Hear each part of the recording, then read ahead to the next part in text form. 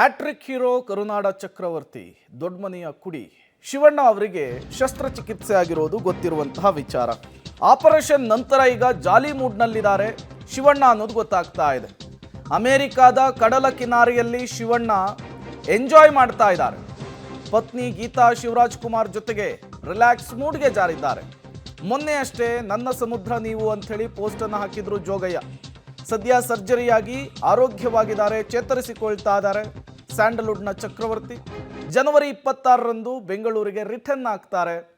Hat trick hero Shivraj Kumar ಅವರು, ಅಮೆರಿಕಾದಲ್ಲಿರುವಂತಹ ಶಿವರಾಜ್ ಕುಮಾರ್ ಅವರು ಜಾಲಿ ಮೂಡ್ನಲ್ಲಿರುವಂತಹ, relax ಮೂಡ್ನಲ್ಲಿರುವಂತಹ ಫೋಟೋವನ್ನು ಗಮನಿಸ್ತಾ ಇದ್ದೀರಿ. ಜೊತೆಗೆ ಭೀಮನಾಯ್ಕ ಅವರು ಇದ್ದಾರೆ. ಇವರು ಶಿರಸಿ ಶಾಸಕರು, ವಿಧಾನಸಭಾ ಕ್ಷೇತ್ರದ ಶಾಸಕರು. ಮಧು ಬಂಗಾರಪ್ಪ ಅವರು ಕೂಡ ಜೊತೆಗೆ ಹೋಗಿದ್ರು. ಈಗ ಎಲ್ಲರೂ ಕೂಡ ಅವ್ರ ಜೊತೆಗಿರುವಂಥದ್ದು ಶಿವಣ್ಣ, ಗೀತಾ ಶಿವರಾಜ್ ಕುಮಾರ್, ಮಧು ಬಂಗಾರಪ್ಪ, ಭೀಮಾ ನಾಯಕ್, ಜೊತೆಗೆ ಗೀತಾ ಶಿವರಾಜ್ ಕುಮಾರ್ ಅವರ ಪುತ್ರಿ ಎಲ್ಲರೂ ಕೂಡ ಜೊತೆಗಿದ್ದಾರೆ.